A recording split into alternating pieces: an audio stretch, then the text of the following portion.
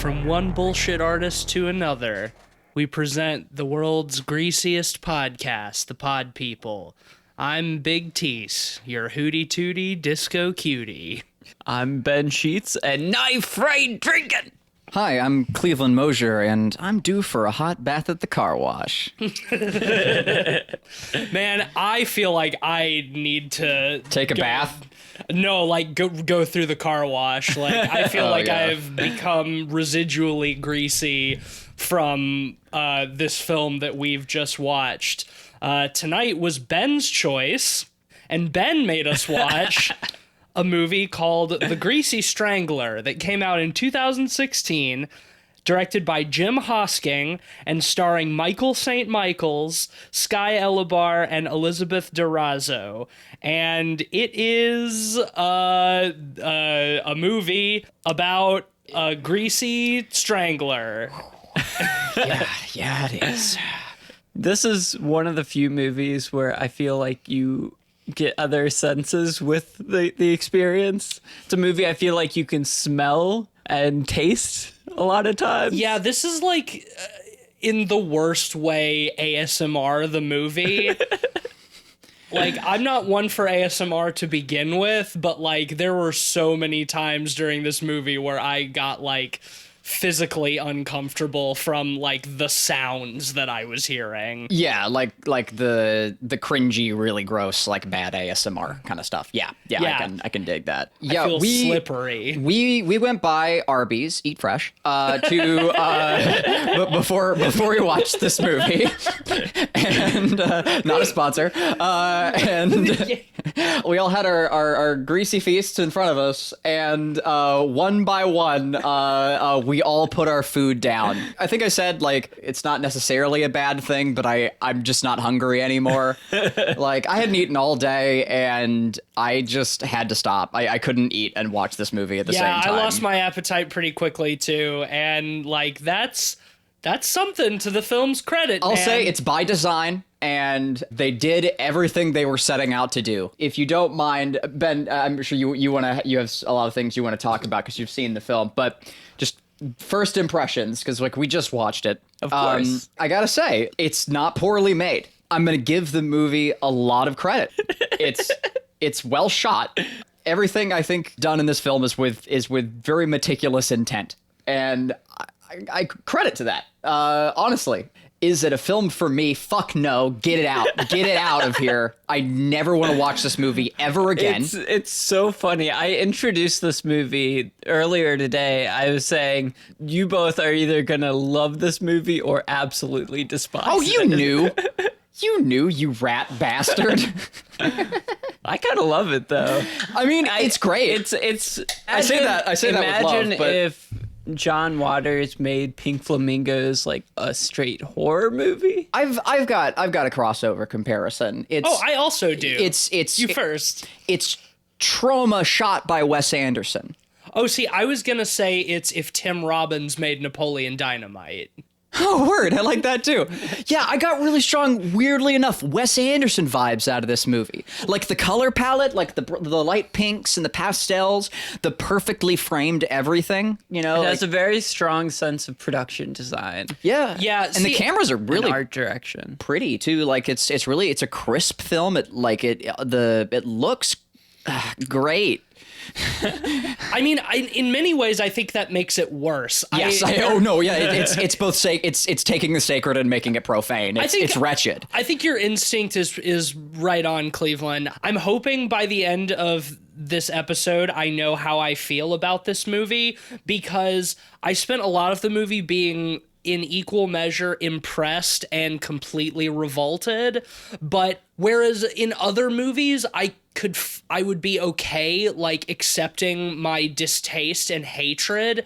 Like, everything that I hated in this movie, I knew I was supposed to hate. Yeah, I don't know. And so in that sense, it's extremely effective. Yes. But oh my God, I was having such a bad time for most of this movie. Yeah, I don't know whether to be like, I hate it 5 stars or I love it 0 stars. It's one of the two. It's one of the two. That is the main reason I picked this movie. I was not sure how I felt when I first watched it, but it's been months since I first saw it, and I can't get it out of my head. God, it really is like the epitome of thanks, I hate it. Frankly, I'm impressed that you were able to bring yourself to watch it again. Really? After like such a short amount of time. Well, the thing is, I think it's a pretty funny movie. It's maybe the most juvenile movie of all time. Juvenile's a great word. But once again, completely by design. Very clearly. Yes. The intention is very apparent for the entire movie. I never had to guess this film's motive. Yeah, even the bad acting. It's intentionally bad. But for once,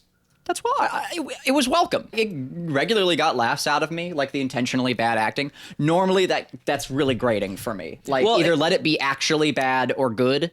But here, it works. In a way, it's not necessarily bad acting. It's just stilted performances. Non-human performances. This feels like a movie made by aliens with humans The as performances, characters. all of the characters deliver their lines like Neil Breen does in his movie. In like a they way, have the script in front of them. And once again, it's very obviously by design, but it's like this whole movie kind of falls into the uncanny valley for me because it's like close to how things should be, but just off enough that it is like viscerally unsettling. Well, that's why I would consider this movie a horror movie. You know, not just because of, There's no question. the Greasy Strangler subplot, which we'll get into, but also because this movie is disturbing, hella unsettling, and not maybe, but definitely one of the most gross out, disgusting Fucked movies. up. Yeah, really. Like, I was way more grossed out by this movie than I was by just about anything else we've ever talked about on the podcast. Yeah, I don't want to watch things like this. And, like, I don't. it's not even... Christ. Greasy Strangler subplot aside, like, it's not even that violent or gory. It's not. It has its moments, but it's like every scene is disgusting. Yeah, it's It's wretched. it's so terrible. Oh my god. Relentless. Yeah, like relentlessly gross. I saw in the very small amount of reading I did on this movie after we watch it that the original cut was 45 minutes longer. God. Stop. Jesus Christ. Stop. It was already too much. I was begging this movie to end. 45 minutes longer, and they cut almost no full scenes. It was just cutting down all of the scenes they already had. So imagine every scene in this movie way longer. Well, the funny part is, especially with that, this movie has a very distinct tone and sense of humor to it. Yes. A lot of the jokes come from things repeating to the point of them not being funny, and then eventually they start being funny again. It's one of those type of things.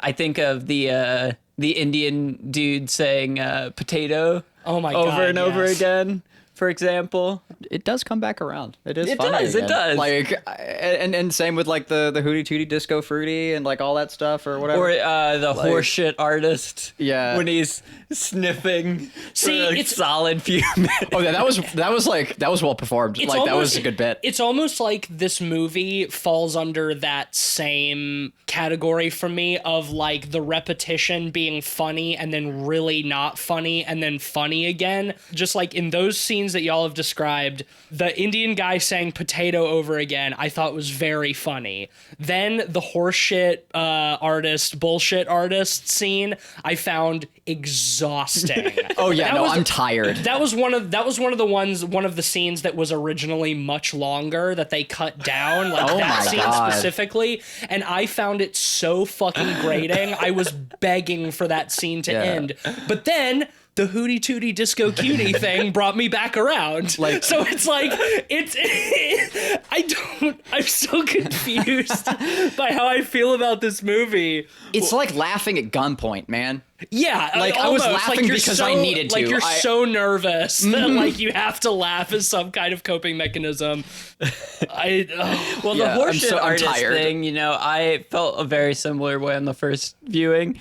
And knowing it was coming on the second viewing, it kind of made it funny in a mean-spirited way, in that like it almost feels like the filmmakers are just cruelly extending it for as long as possible. Yes, it absolutely did. We talk about good, bad movies and their lack of self-awareness and like the sincerity, and it's like this movie has an abundance of self-awareness, like to a ridiculous end. A lot of it does feel kind of mean-spirited. It's always like, we've got you captive, you're stuck watching this. Yeah. I'm gonna fuck with you as much as I can. Like, it feels like a prank. And it's so offset by like how well it's shot. Like you said, like the quality is very nice. Like there's a lot of work put into the production design. It does have a kind of like kitschy Wes Anderson quality to it. And it's like Very framed, very fake. right, very artificial, but it's so crisp that like you can almost feel the fucking grease. It's like if they had shot this on VHS or something, or had gone like the trash humpers route, I don't think it would have been as gross, weirdly enough. No, I it's way agree. more tactile because you can see every texture, and you can almost taste and smell every texture. And like I feel like the gain on everybody's mics is just a tad too high the whole movie, so you get a lot of like mouth sounds when they talk, and when they eat. It's like really unpleasant to listen to. And that just brings me to a whole other aspect, is I hate looking at all of these people. I hate every single character. I hate looking at them. I hate listening to them talk. I hate their presence on screen. And that's part of what made me so uncomfortable, but they're doing such a good job. Well, that's the thing. It's so intentional too. Yes, I know. Like, once again, I know I'm supposed to hate them. I commend the filmmaker Jim Hosking a lot for that, because there's no real other singular vision in this type of respect, in terms of like going as hard as you can to just gross you out. I it's like- can't imagine like having to just like submerge yourself in that mindset long enough to complete this film. Like, to have to live that kind of level of disgusting like every day of your life for months at a time. Not just live, but can't- devote yourself to it. Right, exactly. Because this film has a lot of devotion in it, like in its meticulous making. It does an amazing job of making you feel wretched and terrible. News alert, I don't want to feel wretched and terrible. Get me off this bus. I want to leave. It's too good. And know- what it does, it's trying to do. I don't like it. I don't like it at all. You know what other movie this film reminded me of, and just kind of like the tone in general? Have you all seen, I know you have, Ben, but Cleveland, have you seen Swiss Army Man? No, I haven't. I've been meaning to. It's that very juvenile, again, sense of humor. It's adult taken swim. to absurd levels. It's like, it's very, very much like the kind of shit that you'd see on Adult Swim. Well, this movie is very much Adult Swim in a lot of ways. It feels a lot like Tim and Eric. Yes, I was gonna say it specifically. Big Braden, the main Yes, character, he looks a lot like Eric Warehouse. He looks like Eric Wareheim playing Napoleon Dynamite. No, playing Jeff Daniels. Okay, I can see it, yeah. And I kept thinking about Tim and Eric. I kept thinking about Swiss Army Man, because like those guys, the Daniels, whatever their last names are, did some shit for Adult Swim. Stuff that I've liked. Like, Interesting Ball is pretty funny. Yeah. I almost wonder if like the charm of that kind of humor is that it's generally contained to something more digestible. Right. Well, I mean, that's the thing about like a thanks I hate it kind of meme or Yeah. something, right? It's a fucking meme. It's there and it's gone. You can blink, be like, "Ugh, ha," and then move on with your fucking life. Here you're strapped in. Imagine being strapped in for 2 hours and 15 minutes. It takes a hold of you, God too. damn it. It's very immersive, to the props of, again, the filmmakers. I think they make this world so rich in details. Yeah. Even if it is Details that I don't want. and and textures even. But I think overall this movie has such a distinct sense of humor that I think carries it through some of those harder to watch parts. Sometimes, yeah. It's such a unique sense of humor between the stilted performances, the repetition to the point where it just becomes otherworldly and dreamlike. It becomes nonsense. Yes, it's very absurd. Well, you get these larger than life moments, particularly with the Greasy Strangler himself, which we might as well start getting into a little bit. Yeah, we've just been talking around the plot. Yeah. Like, Ben, why don't you explain Sure. to our audience what the fuck this movie is about? Sure. So Ronnie and his son Braden have a disco tour, and along the way they meet a girl who takes the disco tour, and a sort of sick love triangle forms between them. Well, by disco tour, what exactly do you mean, Ben? I mean, they tour sites where the earth, the wind, and the fire lived. Yeah, big air quotes on tour. Yeah, it's like a walking tour where they go around and Point at dumpsters And and Ronnie say- is like, yeah, that doorway over there is where the Bee Gees wrote the lyrics to such and such song. It's like a tour in the loosest sense of the word. And they're both wearing these like pink turtlenecks and short shorts. The first real bit of it we get is a big conflict between one of the tourists and them because he demanded free drinks because the advertisement for the tour said free drinks would be included. And that devolves into A juvenile another shouting match. Yes, a juvenile shouting match. One of the many. While we're on the subject of like the outfits that they're wearing, I think one of the things that I found really interesting about this movie is that I would describe its sense of style as like if the 70s never went away, just stagnated. 'Cause like you've got these characters who run like a disco tour. Ronnie is telling all of these like obviously fake stories about like Him partying down him with Michael partying with Michael Jackson. Jackson and like John Travolta and shit like that.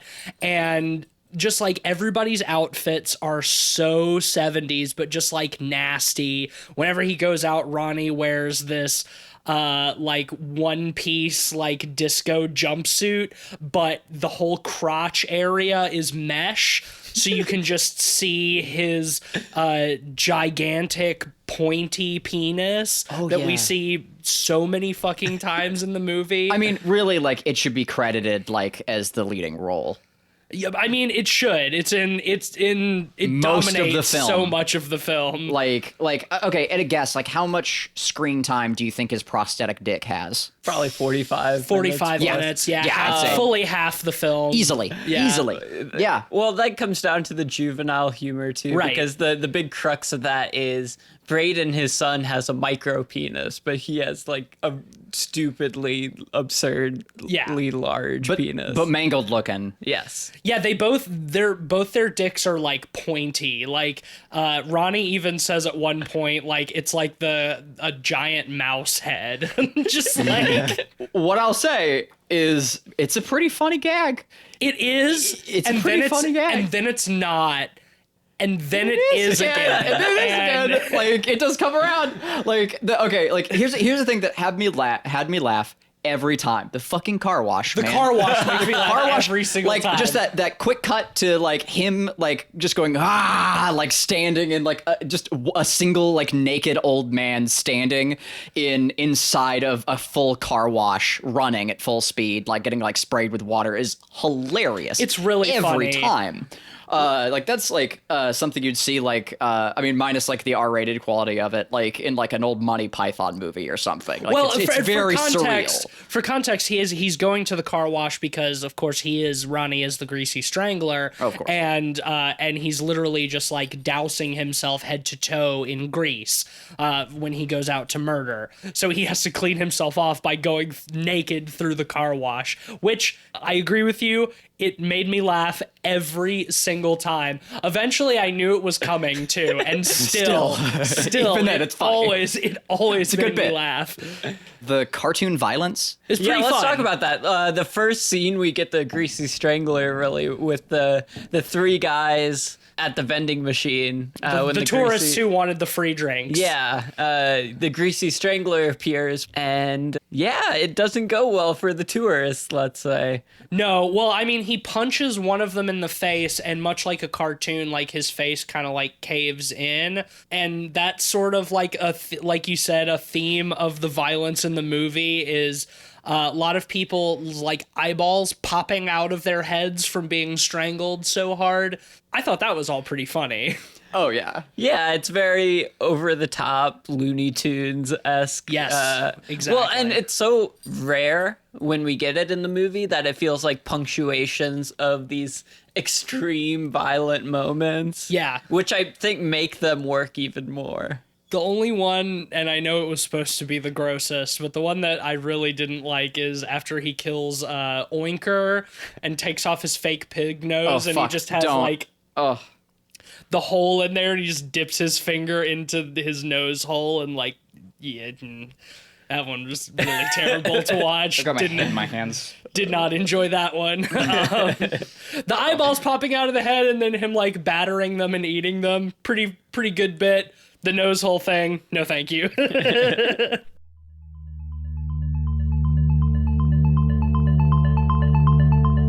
I don't think theme is the right word, but it's the closest word. The themes of this film is family. I've had since the beginning of this film, like that clip of Carrie Fisher talking about the last Star Wars movie and saying Yeah. it's about family. Like I've had that stuck in my head this whole time. The whole dynamic with the father and son is the most uncomfortable, wretched situation like you could possibly have. Ugh, it's so fucking creepy and weird. Like them, no good, no bueno. Hated it. Absolutely hated it. And like that's another thing is like these characters are so like physically disgusting by design that like the idea of having to even think about them in a sexual way at all, which we're constantly forced to. just yeah, that is some stuff that like certain things made me laugh, but like so much of it I was just like, please stop doing this. If we hadn't been doing this for the podcast, I would not have made it through this film. I by choice, I would have just decided I'm done. I'm not watching the rest of this movie. Like How many people do you think walked out of this movie at festivals? most. Because I feel like it was probably Must have a been lot. plenty. Yeah. You know, I was thinking during this movie, maybe the most tense and anxious I've ever felt watching a movie for this podcast, or at least since something like the fucking Poughkeepsie tapes when we covered that literally years ago now, is after Ronnie and meets Janet outside when she's leaving, and he says, do you want to go inside and do something sensual?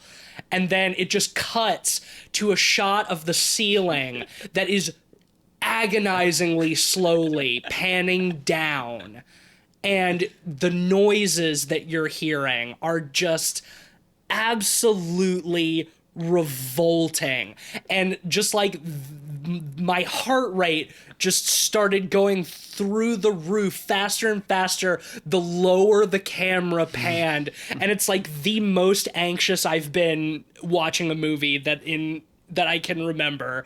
To the film's credit, it elicited an extreme emotional response from me, someone who is generally pretty desensitized to horrible stuff. Well, and it's smart filmmaking because it'd be so easy to just cut to a gross out shot of them having sex. But no, then you have to pan down to them having sex And slowly. it's like it gets to a point where it's like, do I continue to like applaud how well it's done, or do I just say that they're crossing a fucking line and they need to stop? You know, But the thing is, like that's what they want you to be saying. I know. That's what they want you to be saying. God damn it! Those are the buttons they're pushing. Like Purposely. generally like the onus would just be on me to like choose to not watch it, you know? Normally I'd have that fucking opportunity. You know, I think the comparison to Pink Flamingos is very apt. It's very John Waters-esque. Yeah. In a lot of respects, in terms of capital C campiness. Yes. As well as intentional shock humor. You know, it's very punk rock, trying to offend as many sensibilities as possible. Yes, and it does. Not being self-serious in any form. I think that is very much due to the element of camp in this movie. Yeah. Yeah. Certain point, you know, it's just like, I don't know. I think there's so much more artistry to like dancing on the line than just like fucking sprinting across it. I don't think this film is going for artistry. I really think that it is like setting out, I think, to be like as gross of a movie as it can be. And it does so with fucking flying colors. Well, like it's so strange. Like it's bizarre feeling like I'm giving praise for talking about how much I hate something, but I feel like that's absolutely the intention. And that's the weird thing, because compare this movie to a gross out horror movie like, for example, The Human Centipede. Yeah. You know, they're very different types of gross out horror. You know, where The Human Centipede is all about extremity and nihilism. This movie doesn't feel nihilistic per se. You know, it has that. No, absolutely not. The gross out, grotesque nature, but it's not mean-spirited necessarily towards its characters. No, I don't think so. I would even say that it ends heartwarmingly. The ending is probably one of my favorite things about this movie. But I think... Because it was over. I think you're right. It's like this...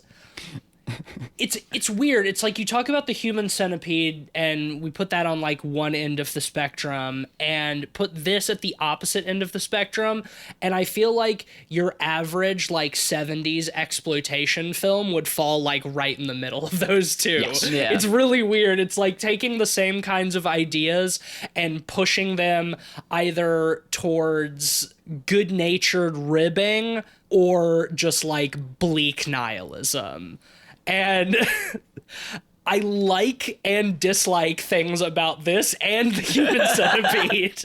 And it's really, really, really a very strange feeling. Let's talk about some things that we did genuinely like. There were a few of those bits for me. Sure. I really love the score. It almost feels like Dan Deacon. Okay, I was going to say, like, I don't know how to best describe the music in this movie. I kind of hated it, but you're a musician. I would love to hear, like, how you would accurately describe the music of this movie, because I think it's as bizarre as the rest of the film. I think once again I hated it by design. I would describe it as Dan Deacon doing a Playboy Cardi baby voice while half asleep trying to do a John Carpenter score. Super compressed and blown out. Yes, and very, very simple melodies. You know, do do do do do do do over and over again. Like banging on a child's MIDI keyboard. Yes.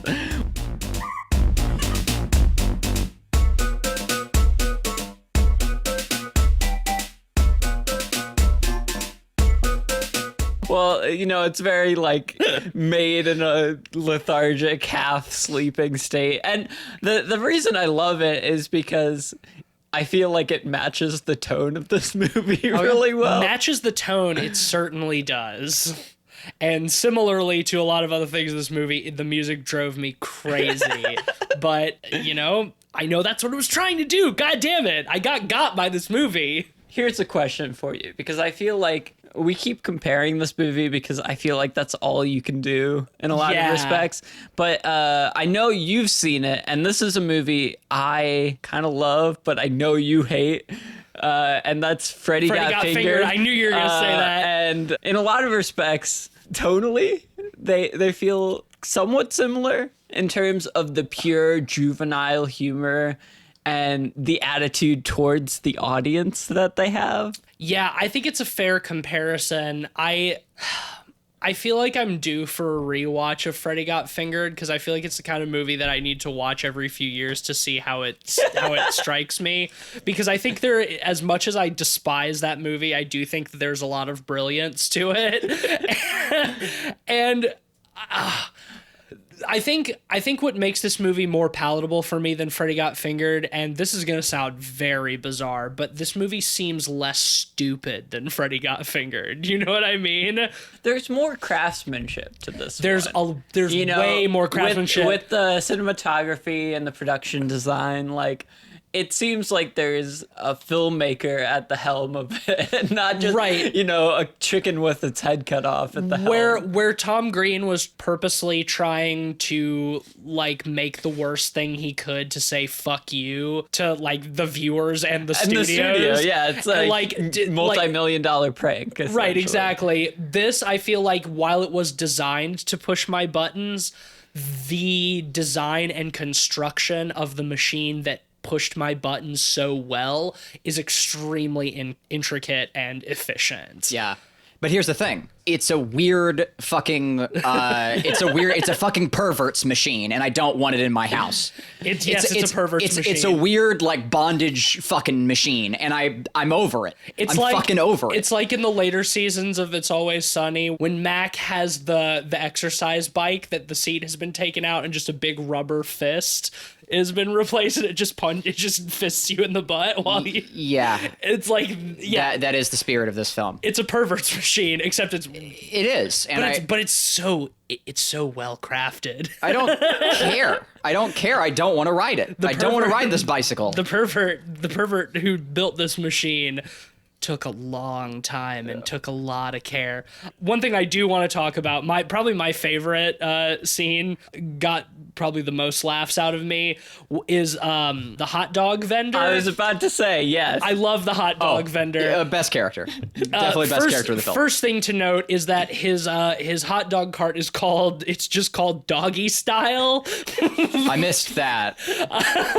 Yeah, because the sign is pretty small. It's the kind of thing that you'll miss it if you're not paying attention. I almost missed it. But he's just like this old white guy with a spray tan who's like pretending to be Mexican, and it's like but also like not in an offensive way. He's not like doing a voice or anything, thank God. But he is when Big Ronnie walks up, he's like, "One dog coming up, I'll make it extra piquant for you." and he says, "How much does it cost?" And he goes, "Uno, dos, tres dollars, mi amigo." But when he counts them, he counts with the middle finger first, which I thought was really funny. And once again, completely stupid and juvenile. And then he pays with like the fake money. The money prop is just cut out pieces of paper with a badly drawn picture on it wearing sunglasses. But we don't know. We never find out whether or not like it's him like just trying to pass off like shitty like currency, or if it's just what the currency in this world looks like. Because that's where my head went after a little while. That's what I love. I feel like it doesn't ultimately matter because I feel like the world is just separated enough from reality that either are equally possible. Yes, yep, absolutely. And I'll talk about that a little bit more when we get into the very end, because there is a moment where I'm like, okay, this does not exist in the real world. No, I mean it never. I mean the cartoon violence kind of like. I mean it doesn't, but. Anyway, one of my favorite parts of that hot dog vendor scene is him insisting that he'll lose his license if he makes the hot dog too greasy. If he puts extra grease on it. Because Ronnie demands the greasiest foods imaginable. That's a motif of this movie. Once again, the repetition. Every time he's served food, he says, "Hey, this isn't right. This is too dry. It's too dry. It needs more grease. I have to lubricate my throat with some grease." And once again, it was funny at first, then it stopped being funny, and then by the end, it was funny again. And God damn it. The more and more I think about that, the more and more I realize that this movie did that to me with so many things. the insistence that he would lose his license is a similar thing, because I think he insists like 5 or 6 times, and it's one of those things where it's that same sense of funny to not funny to funny again. But he's such a likable character, the hot dog vendor, that later... One of the few characters who is likable, Yeah. I think. Later we see him go back to his house. His trailer. Yeah, his He trailer. is parked on the road. I do want to talk about the missed potential for a gag that we all thought was coming when he goes into the bathroom and opens up the window and you see him pull his pants down and it looks like he's about to stick his ass out the window and shit. And like that, by this point in the movie, that would not have been out of place. I was ready for it. I was begging for it almost. Ew. And then he just sits down and takes a shit. So And then gets strangled by then gets- the Greasy Strangler. Honestly, and then I gets think- Greasy strangled. I think it's funnier that was a, I don't want to use the word subversion. Well, you know, I think too heady, but- there's something to be said for the fact that they lull you into this set. I won't say sense of security because it's not secure. No. But like this mindset where you think that you can see what's coming, and most of the time you can. But I do kind of appreciate, like, as much as I was bummed out, the opportunity to snatch away an obvious gag from the audience. Like, I kind of can appreciate that. Once again, it feels like they did it with intent. One area of this movie that I still don't know how I feel about, and I want to expand upon it more, is what is your guys' opinion on how they treat the girl in this movie? Is it misogynistic? Yeah. I mean, yes, but I think there's the different question is like, is the film's tone misogynistic? I think that's a harder question to answer because the characters are so unlikable that their misogyny feels just as sleazy as like the rest of everything about them. I can't tell how I'm supposed to feel about these characters in general, you know? I don't know. It I really don't definitely know. builds for their characters, you know? It feels like, of course they would be in that respect. And I think Right. this movie's tone makes it feel like the misogynistic part of it that's off-putting. It's the characters themselves that are off-putting.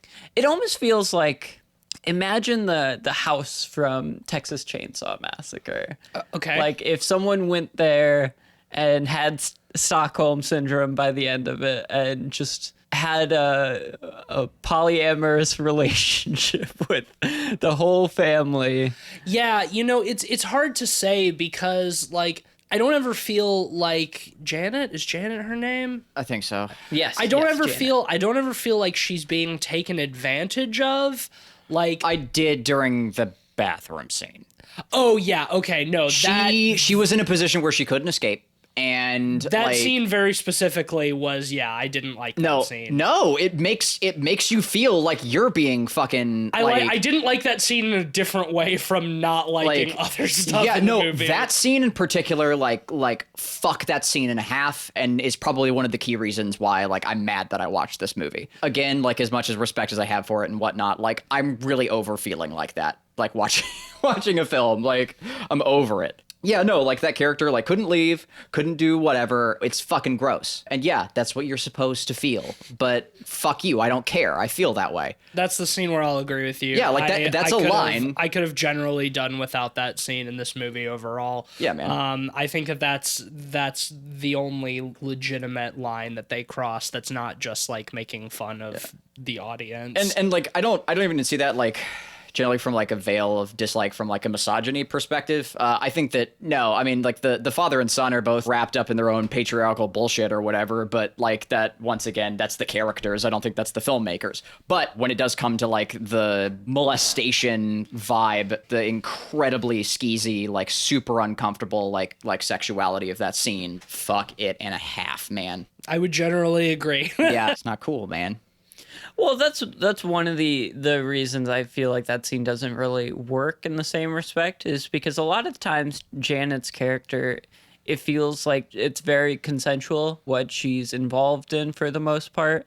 Yeah, where, you know, her I agree. agency is pretty much taken away in that scene. That's the big difference. It's like the stuff that Ronnie and Braden say is like gross and misogynistic, but when the characters are supposed to be disgusting, you know, it can be seen as like an intentional thing to make them less likable.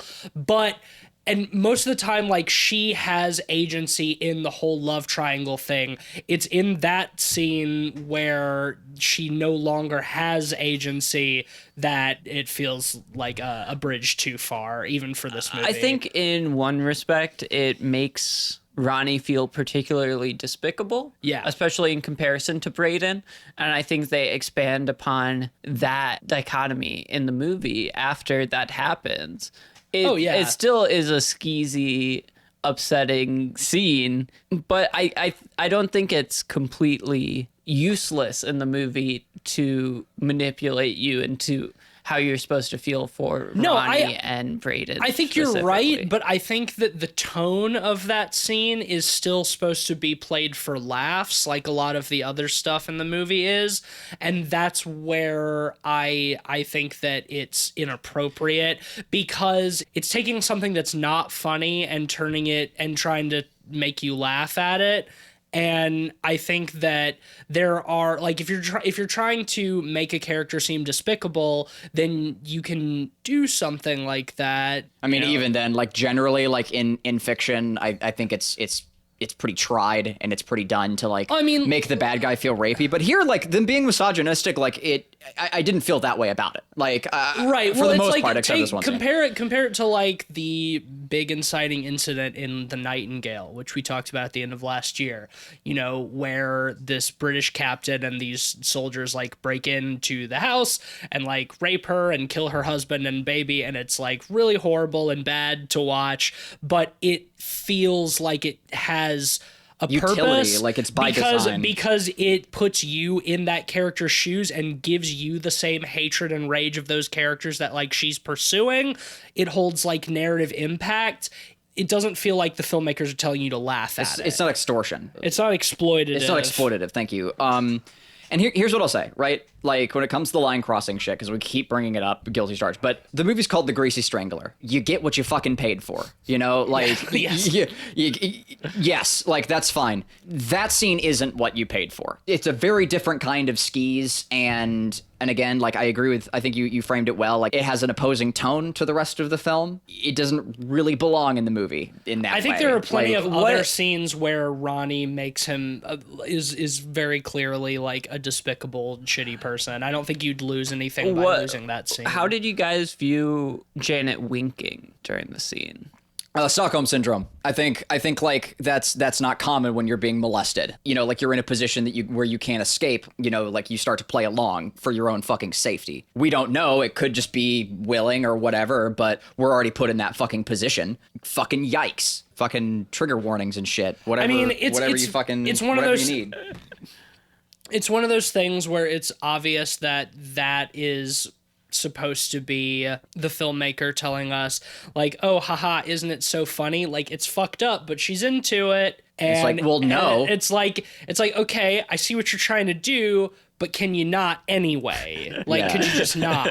It lacks a maturity. Oh yeah, maturity. And I know that sounds weird, but intentionally making the most immature film possible in and of itself, like, as sort of a celebration of disgusting, gruesome filth, much like John Waters, you know, like, that has a kind of, like, artistic maturity to it. And that scene doesn't. Well, that's what I mean, that it has, like, an immaturity. Because John Waters, you know, Pink Flamingo has rape scenes in it. Like, Sure. like, And I'm not like fully defending the work of John Waters, but, you know, Also, different time argument, whatever. No, it's this movie was made in 2016. It carries a different weight now than when John Waters was making Pink Flamingos. Yeah, and I feel like you both have very valid points on that. The other scene that kind of off-put me when I first watched this movie,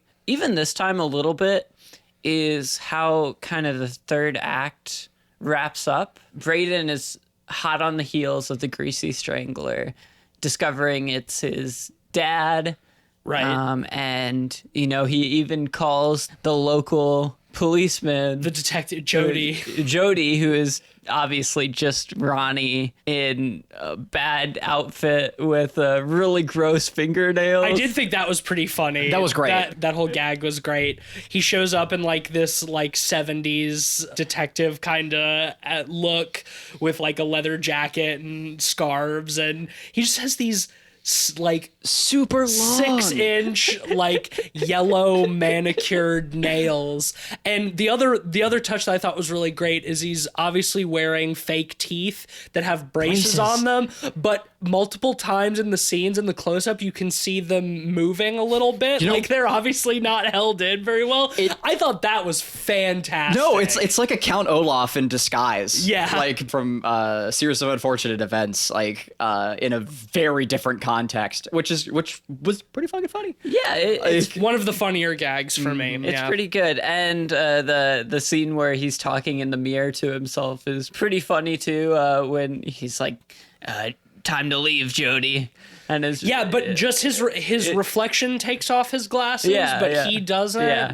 But the reason I brought that up is, eventually Brayden, declares his love for Janet, and Ronnie overhears and gets mad, and he's hiding under the bed at one point, and he eventually is hushed away with some hootie tootie disco cuties. Yep, he runs off. And he comes back as the Greasy Strangler and takes Janet, and you expect, Brayden to go to her rescue.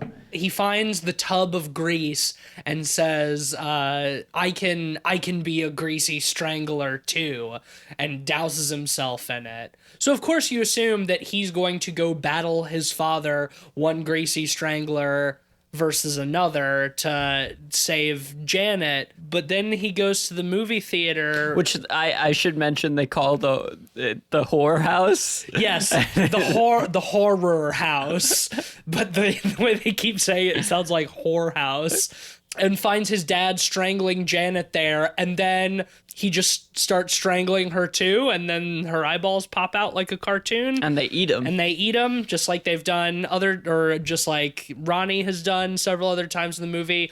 And then, the end is like they go for like a walk on the beach, and there's like a bonding moment, and all the bickering that they've been doing the whole movie is put aside. The fact that Brayden immediately just strangles Janet was kind of upsetting to me when I first watched this, because it was such a subversion of my expectation that he was going to strangle the strangler. The love that he showed, it felt like genuine emotions. Only to have that subverted it felt a little nihilistic in that, like, I kind of. It would if there wasn't like such a non-nihilistic bonding moment afterwards, that's the which thing. is great. That's the thing. Like, in the canon of it too, like it makes sense because like the Greasy Strangler, like he has to sort of become the Greasy Strangler. Like whenever he is like greasy and strangling, like he's making like weird animal noises and stuff. It's almost like not really like Dr. Jekyll and Mr. Hyde, more like Dr. Hyde and Mr. Hyde. But when the son also becomes the Strangler, like he also has to strangle her too. And like, and in a respect, I respect it going for, the son imitating the dad and the dad being proud of the son. Like those are the family themes that it's about family. I have very mixed feelings, because on one hand, I do think there's something a little bit problematic just about like these two like clearly misogynistic losers who have been jealously engaged in a love triangle with this woman for the whole movie, killing her off. Like there's something that feels like kind of weird about that. Yeah, I agree. But at the same time, just like Cleveland said, the fact that it becomes sort of like a quote unquote heartwarming like bonding moment, because like Braden and Ronnie have been like bickering for the entire movie. Like they don't get along at all. So like kind of seeing that as like their resolution together, that like they found common ground over being murderers, where it's like Hilarious. It's funny, and it feels kind of like a satisfying subversion, because I was expecting him to just go save Janet too, and as weird as that whole thing is, I was grossed out enough by like the whole romantic everything in this movie that the fact that the romance doesn't win in the end was almost satisfying, because and this is gonna sound kind of weird, but like once she was out of the picture, I knew that the weird sex stuff was done. You know what I mean? Like they killed her, and I was like, oh, thank God, I'm not gonna have to watch any more gross sex scenes in this movie, and I didn't. Yeah, well, and and you make an interesting point in that, you know, the expectations were subverted in that romance didn't win in the end, because obviously that would be too saccharine and too sweet, where this not movie greasy enough. It's not greasy enough. You gotta get some greasy endings for your greasy movie. It would have been too dry if he had saved her. Right, and then it goes full-blown surreal. Yes. As the father and son, they hunt down the evil stepdad, which was great. What was his name? Ricky Prickles? Ricky Prickles. I think, yeah, it was Ricky Prickles. You're so right, though, like, about the Napoleon Dynamite comparison. Yeah. Right on the money, really. But, like, Ricky Prickles, they hunt him down, they eat his eyeballs, and then they get captured by a firing squad of extras from the film. No. They're running through the woods, all bestial and animalistic, covered in grease, with like their pointy spears, like stick spears they've made, and they come across their non-greasy selves tied to poles and like killed by firing squad by like these random dudes, and then the greasy versions of themselves run off into the wilderness. Yeah, like cavemen. Right. And then the last shot is them like approaching the camera, like breaking the fourth wall, growling and like poking their sticks at you. At the audience. At the audience. And I feel like that was such an appropriate way to end this movie, is like these two disgusting, greasy beasts just growling and jabbing at you. Like that's what the whole fucking movie was. I gotta say too, like when they get their human selves get shot at by the firing squad of extras from the movie, and their heads pop open, I love the confetti effect. It's like confetti and champagne like comes out of their heads. Like, and it's like this like firework like effect. It's great. It's well done, and I'm not gonna thank it too much more, because I start okay, another thing about this ending, right? First off, it was great, but the weird thing is, like, I was begging for this film to be over. I wanted to get away from this movie. Yeah, same. And if I praise the ending too much, I start to feel like a bondage sub who's like grateful for finally being given water after they've been like told they're not allowed to have it. It feels weird. I mean, this film. The ending feels like a final fuck you, you know? It's like it completely descends into, like you said, into the surreal, and just like no explanation for it. And it's just like in those last couple of minutes, much like a nightmare, you know, this really bizarre, visceral fever dream just kind of disintegrates and you wake up, you know? Like it's... As much as I was ready for the movie to be over too, I did really like those last couple of minutes. It feels like the most appropriate way to end something like this. Yeah. You really do, because like the rest of the film, like it gets like cartoony, but never like full blown surreal. Hardly, Right. To Like I give said, you a it's surreal in that ending. uncanny valley. Yeah. It's just enough offset from reality that it feels distinctly unsettling, but still recognizable as reality. And then, like, when the end happens, it's like the simulation just, Crumbles. breaks And down. the cool thing about that is like you really do like feel like you've been set free. Because like the film itself is telling you none of this matters. They have champagne Exactly, in their heads. yes. Like you're It's almost like you it's don't a have to dream. pay Fuck attention you anymore. And like Yeah. I've never been so grateful for a film to tell me to go fuck myself. Thank you. Great. I'm happy to. I will gladly leave now. Very interesting feeling to have. Yeah. Over a Yeah, film. I've never well- been so grateful for just a jack off like whatever ending before. It's so uncanny valley, like you said, where it's only punctuated by those cartoon violence surreal moments, and you certainly get surrealism to an extent in the rest of the movie. I mean, the whole thing is surreal in like a Lynchian sense, but It's- like Well, that's why I like it's to use the not- word cartoon. Like it's more about texture in the rest of the movie more than pure absurdity. The absurdity only being the hyper violence and the eating the eyeballs and Right. goofy stuff like that. yeah, because there's definitely a difference between like cartoon and surreal. Technically, like the figures on the Sistine ceiling are like cartoon realism. Like that's that's a cartoon as opposed to like Dali.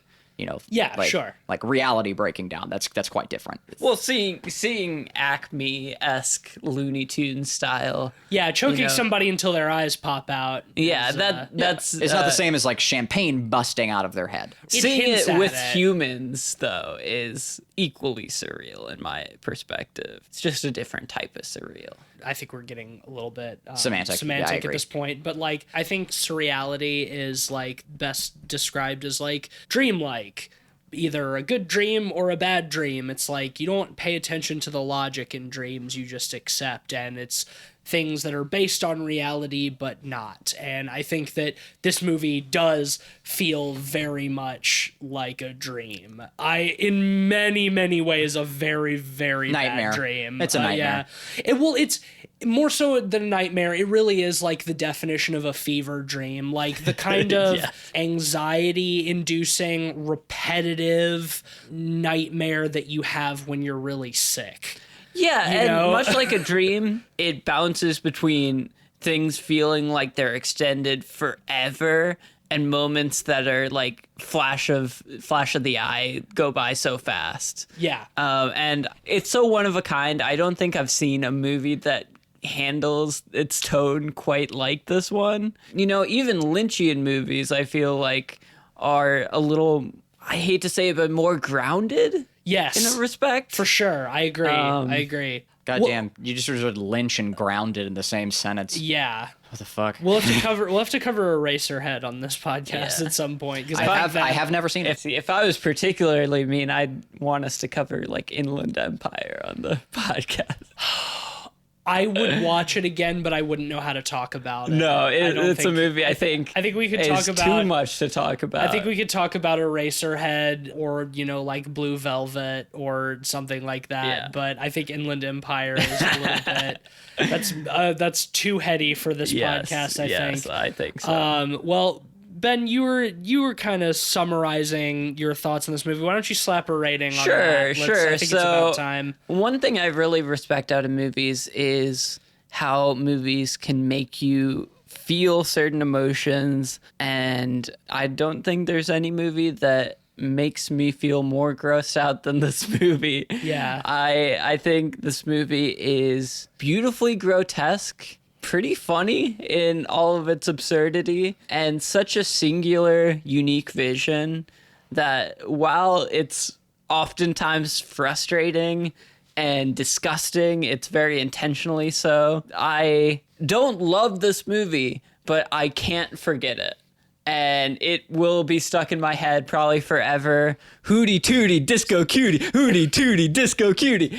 I'm gonna give it a 3.5 out of 5. I think it's worth a watch for any adventurous viewers. I would definitely recommend checking out Jim Hosking's other stuff. He has a really good other movie called An Evening with Beverly Loughlin, starring Aubrey Plaza and Craig Robinson, where much of the same tone is there, but it's a lot less gross. That sounds Nice. good. This movie is one of a kind, and it's horrifying in its own unique, special way. Cleve? Yeah. Yeah. Earlier on the podcast, I mentioned the polarity. So because of that, and I'm just gonna go right down the middle. Weird that I'm giving this the same rating as The Haunt, but I really don't know how else to go about it. Or Haunt, or whatever that movie was called. I've already forgotten the fucking name of it. 2.5. And also, on that point, stop. Ben, stop. Cut it the fuck out. Me. Honestly. Yeah, you think telling him to stop is going to encourage him to stop? Honestly. We need one of us to pick the weird ones. Well, there's weird and there's sex shit. I didn't realize you were so prude. Like, yeah, because that's where the line is drawn. Right. Okay. That's all. Tease. Yeah, like, man, I really appreciate the artifice of this film. I have a lot of respect for how, like, intricately it made it is, for just, like, how fucking immature and just fucking stupid a lot of it is. I don't know if I'm ever going to be able to bring myself to watch this movie again. Maybe not, No. at least not in, like... You couldn't fucking tie me down. Full, at least not in full. I'd chew through the ropes. I feel like I'd watch specific sequences again, but, like, I would have to be in a really, really weird particular headspace to have any desire to watch this movie again. And I was having... I hated a lot of it, but I know that I was supposed to hate it. And so, you know, I can't give it like a genuinely bad rating for accomplishing exactly what it set out to accomplish. I'm going to rate it based off my experience, and I'm going to give it a 3 out of 5, right between you guys, because like you said, Cleve, like, it's a pervert's machine, and I appreciate and respect the way it's made, but I don't really want it in my house. Yep. So that'll give The Greasy Strangler an average of 3 out of 5 pods. Unlike you, Ben, I don't think I would recommend this movie. No, same. I think that if you're the kind of adventurous that would get something out of this movie, you don't need a recommendation. You'll find your way there on your own. I mean, think about people who really love Tim and Eric. Do you think I love Tim and Eric. this? I wouldn't, and I don't like this. I think they would like things about it. Like, Yeah, have you guys seen Billion Dollar Movie? Their movie that they did No. years back?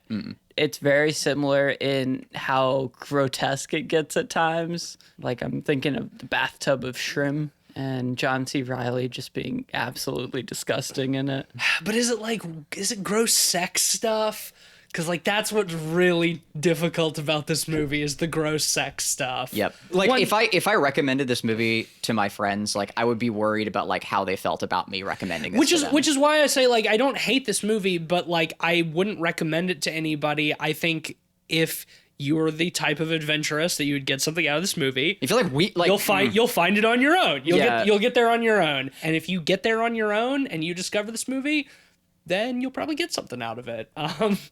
The last fun trivia tidbit I want to mention that I did read is there's one scene at the end where they're on the beach where Ronnie is telling Braden about how he's probably making up a bullshit story about how when Braden was a baby, they lived on a boat with John Travolta for a while and, like, sailed around, and, like, John Travolta wanted him to open a disco in New Orleans. Michael St. Michael, who played Ronnie, used to be John Travolta's hairdresser in real life. Really? Yeah. He does have magnificent hair. He does. The only feature you could really say that about him to be magnificent in this film. His hair is very flowing and lovely. I thought that was a pretty fun little bit of trivia that Michael St. Michael's used to be John Travolta's hairdresser. Yeah, I do hate to bring up another thing when we've already rated, but normally, like, when it comes to, like, feeling adventurous about movies. I think there's something to be said for like strange films, weird stuff. There's something to be said for like you learning more about yourself, like feeling like, oh, now I know I don't like this thing or whatever. But like I felt like I already knew I didn't like those things going into this movie.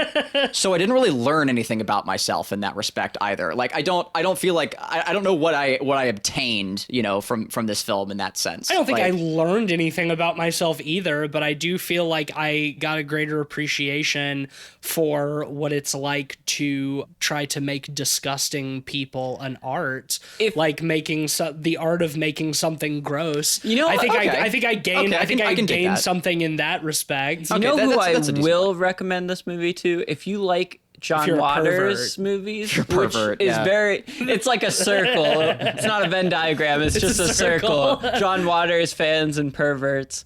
But if you like early John Waters movies, you'll probably enjoy this. Yeah, I think I can agree with that. That's pretty fair. And it's a very specific kind of pervert. Oh, yeah. I'm not, like... If you're a furry, you probably won't like this movie. Nope. I think there's a lot of types of pervert you can be and still not like this film. If you have an anime body pillow, you probably won't like this movie. Well, darn, I guess that's why I don't like it. Speaking of anime body pillows, Cleveland, what's our sponsor for this week? I'm so glad you mentioned it. This episode was brought to you by the new and also old snack that has been around since you were your own worst enemy. It is the bacon cupcake, and it's instant, and you can put it in the microwave. But only if you enjoy the taste of bacon cupcakes. So, Cleve, I have the obvious question. All right, I'm sure it's really obvious. What is it? Are these cupcakes greasy? So here's the thing, right? It really depends on how long you leave it in the microwave. For whatever reason that science hasn't actually been able to explain yet, the longer you leave it in the microwave, the greasier it gets. Normally, the grease would dry away in the microwave. Scientists still haven't been able to understand why the cupcake is doing this, and that's why it's so good. Get it today, and die alone. All right, I can't wait to die alone. Mm-hmm. Next week on the show, we're continuing our run of guest episodes. We will be having somebody next week who has never been on the show before, and we will be talking about a film of her choosing. She has chosen The Exorcist 3, which I have never seen. I've only seen the first Exorcist, and it'll be our first Exorcist film that we talk about on the show, too. Yeah. So that should be pretty fun. I'm looking forward to it. Me too. Same.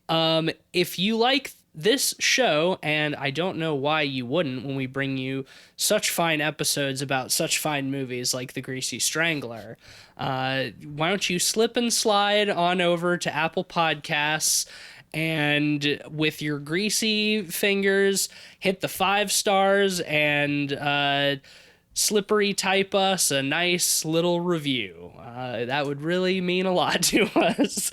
You can follow us on Twitter at PodPeoplePod and on letterboxd.com/PodPeoplePod, where you'll find a list of all the films we've talked about on the show with our average ratings and links to those episodes. Follow me on Twitter at Deep State Aussie if it strikes your fancy. I'm on Twitter at Mr. Sheets. And I'm sometimes, and generally rarely, tweeting for Light Arc Studio as we continue to push out our next game, because I'm so busy I don't have time to tweet. But you can always keep an eye on our Steam page for It Stares Back as we continue to roll out new content for our game, or build up content to roll out for our game. And it's a spooky RTS game. And if that sounds like something you'd be interested in, if you like the aesthetics of things like StarCraft and whatnot, like you might have a good time. And Dark Souls lore spookiness written by Tease, and wonderful spooky sounds created by Ben. There's lots of wonderful things to like in this game. The music is way better than the music in the Greasy Strangler. I agree wholeheartedly. And then you can also check out my art, not in motion, but stills of my art. It moves in the game. On ArtStation. And check it out. Check out my work. And if you like it, maybe you shoot me a message. You know, I'm open for commissions. All right. Well, come back next week for The Exorcist. It'll probably be less gross than this episode. But speaking of gross, I'm all about the ropes, baby. Oh.